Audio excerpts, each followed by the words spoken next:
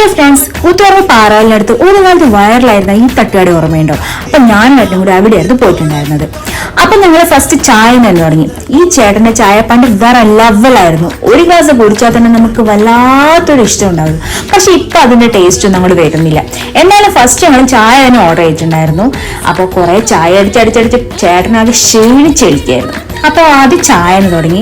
നമ്മൾ വീട്ടിൽ നിന്ന് ഇത്തിരി ഭക്ഷണം കഴിച്ചുകൊണ്ട് അധികം ഐറ്റംസ് ഒന്നും കഴിക്കാൻ പറ്റില്ല. പിന്നെ കടികളായിട്ട് ഒരുപാടുണ്ടായിരുന്നു. ഉണ്ടപ്പട്ടും പഴംപൊരിയും സുഗിയനും പിന്നെ ഉന്നക്കായും ചിക്കൻ പൊരിച്ചതും എന്ന് വേണ്ട പത്തല വറവ് അങ്ങനെയുള്ള ചില മിക്സുകളൊക്കെ ഉണ്ടായിരുന്നു. ബീഫിന്റെ ഒക്കെ സ്മെൽ അടിച്ചപ്പോഴേക്കും എൻ്റെ അമ്മു.